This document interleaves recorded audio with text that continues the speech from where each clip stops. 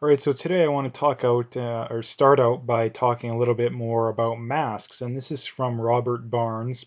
Now, he links to a New England Journal of Medicine article from May 21st, and it basically, I mean, this is just a snippet of it, but the main point being here is they say, we know that wearing a mask outside healthcare facilities offers little, if any, protection from infection.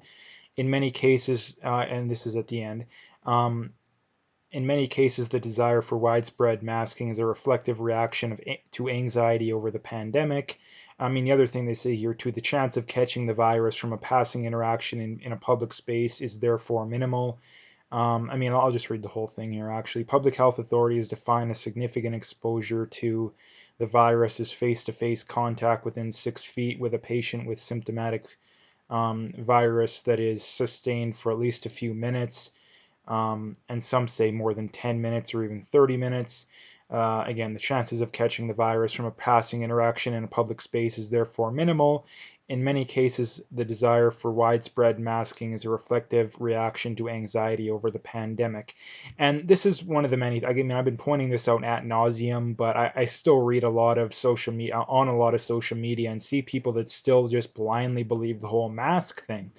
And again, here's the thing that they point to is ground is this evidence that they come to, but yet they don't acknowledge that it literally contradicts the entirety of the scientific evidence that we've had piling up for literally decades. Like literally decades, we've had scientific evidence piling up, and yet all of a sudden the scientific evidence just changed overnight. Like it changed literally pretty much overnight. And again, they don't have an answer for that. Like they really don't have an answer for that. And that is the problem with the mass crowd. And again, the regardless of what you believe on whether or not masks work, I believe that they're somewhat effective, but mostly ineffective given the fact that there's not a whole lot of evidence that backs up the facts that masks have a significant impact. And even if you do think that they have a significant impact, the vast majority of people do not wear masks properly, thus making them pointless.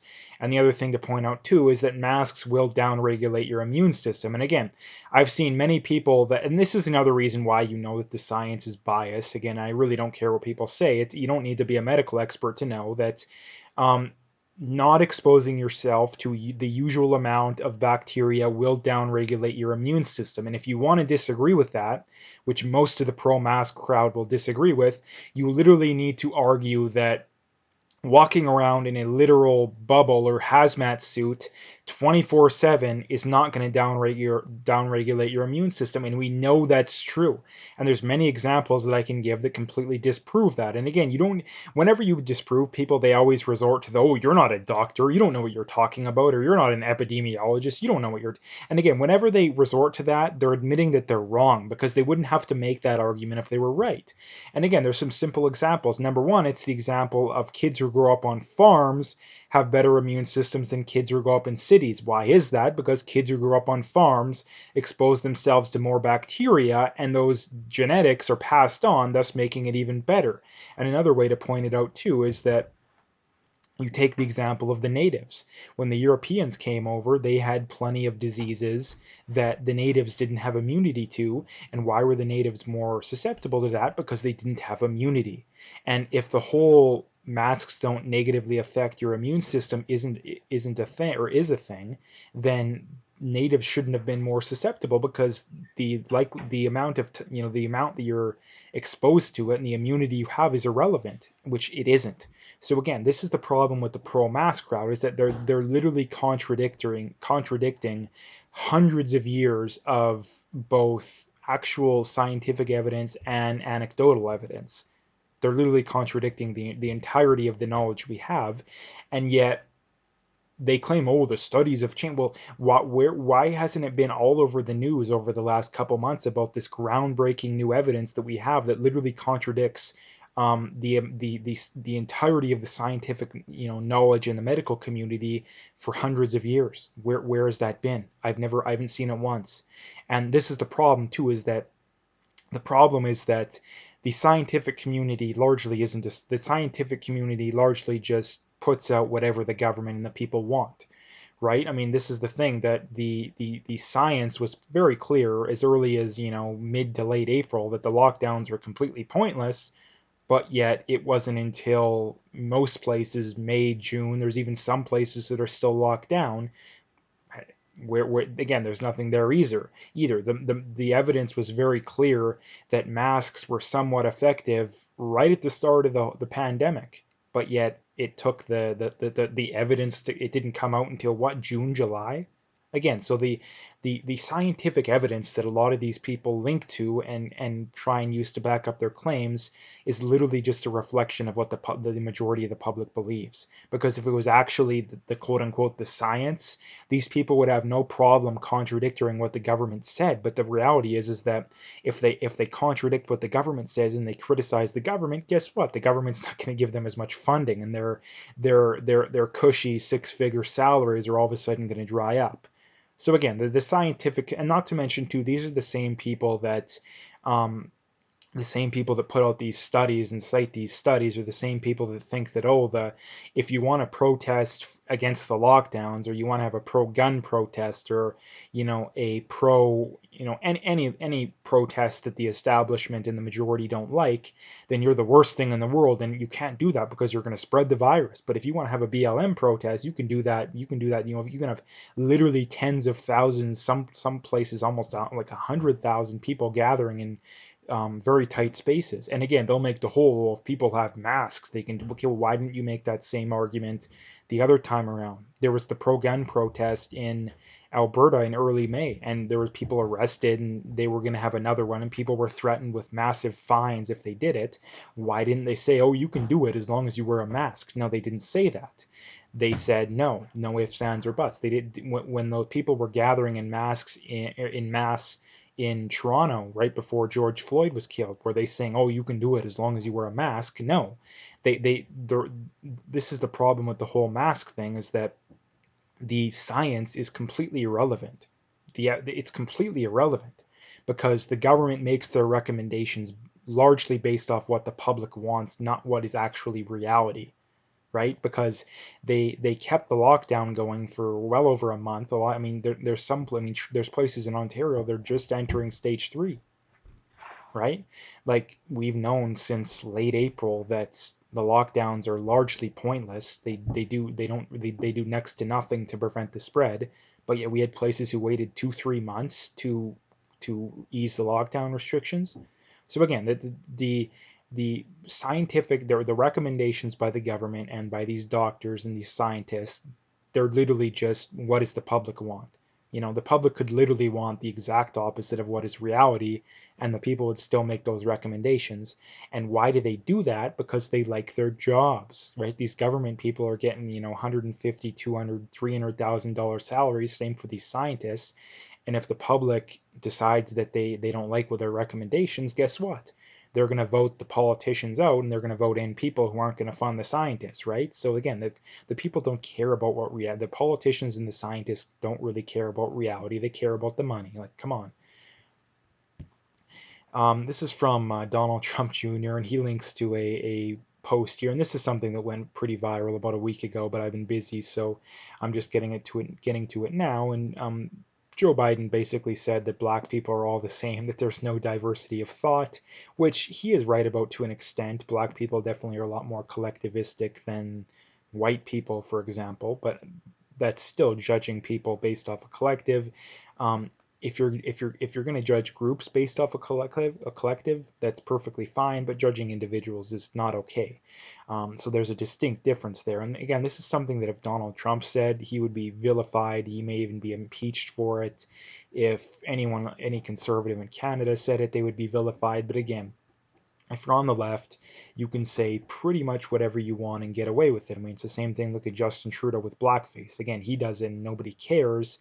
um, you know, there's politicians who's literally said the N word once in their entire life, and no, they're not, they shouldn't be elected. Or their dad was said a racist thing one day. Like, again, like the the bias and the double standard is absolutely astounding. And again, this story here from Warren Kinsella, he links to the National Post here, and the whole we thing is just getting a lot worse by the day. It seems like almost, once or twice a week some new scandal comes out of it, and the latest one, I mean, there's other latest ones, but again, this is from about a week ago as well. But he says it gets worse. The Trudeau government paying 84 million to a firm employing Katie Telford's husband to manage rent assistance program. Again. Um, the amount of conflict of interest involved in this is it's literally off the charts. Like there's so much conflict of interest here. It could be used as an example to teach people about conflict of interest. And the reality is that regardless of whether or not you think that people are profiting, which again we know for sure that the Trudeau's mom, Trudeau's brother was paid. We know beyond a shadow of a doubt that the Kielburgers have profited from this. So um, it's really just the extent to how much money they made. And again, this is the definition of a conflict of interest. I don't know why. I mean, the reason why is people just blindly follow their political factions, but I don't know why people aren't changing their mind on this. Like, I really don't. And the last thing I wanted to bring up here is from Tom Quiggin, and he says Denmark's immigration minister has admitted that his country's integration policy is a fiasco, nothing noting that just 17% of Syrian women are in work 5 years after moving to the country. Again, this is something that I brought up for over a year now that mass immigration doesn't work. Again, I've stated many times, but my official position on immigration is that I think it's okay, but under some caveats that number one, people can't come and get free stuff.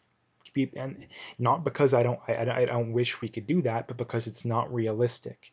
And this is the thing too, that you have all these bleeding heart liberals that want these policies, but yet they're not okay paying out of their pocket to do it. They want to force other people to do it. I mean, take these leftist celebrities for example, that they want to bring in all these refugees. Okay, well, if you really want to do that, why aren't you bringing refugees into your own home? You have millions of dollars, tens of millions of dollars. You could literally bring in several families and pay for them yourselves, but you don't do it. It's just pure virtue signaling, because the reality is that it doesn't work. The vast majority of these people are coming to Canada and to the West, and they're just living off the taxpayer dime. Again, obviously there's some exceptions. I mean, 17% are working, so there is definitely a minority that is contributing to the system. But the other thing too is that the immigration is largely completely unneeded. I mean, we have very high unemployment right now.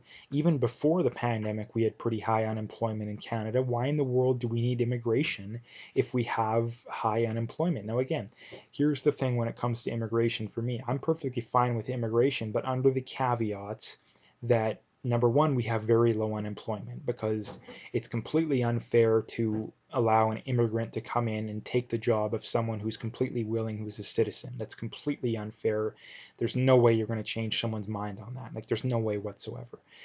So again, we can have immigration if we have very low unemployment in the current system. And number two, said immigrants aren't going to be net negatives on the system, because we already are in over $1 trillion of debt in Canada. The States is in like 25. We can't afford it. And here's the thing too, is that the other caveat being is that the government's going to balance the budget. If the government can balance the budget, yeah, we can have immigration. Those are the two main caveats that I have. If there's very low unemployment, and number two, um, if they're going to come and actually contribute to society. Those are the two caveats that if the government can meet those caveats, then absolutely we can have immigration. But until then, I'm completely against it. And again, it has nothing to do with race. I could care less about people's race. It has everything to do with the fact that we can't afford it, right? And we can't afford it. And not to mention too, we're hurting the existing population in many ways, right? Because taxes need to go up to pay for these people. I mean, the cost of housing has gone up because there's more people coming in than the current level of housing can keep up with. So again, that's going to drive up the cost of housing. And there's many other problems. There's also integration problems too. These people are convicted of crimes a lot more than the average person. Again, so there's too many issues to go over in one video. But anyway, I'm gonna leave it there. If you liked the video, make sure you hit that like and subscribe if you haven't already. Check out those links that are in the description. Make sure you follow me on those other platforms, and stay tuned for more.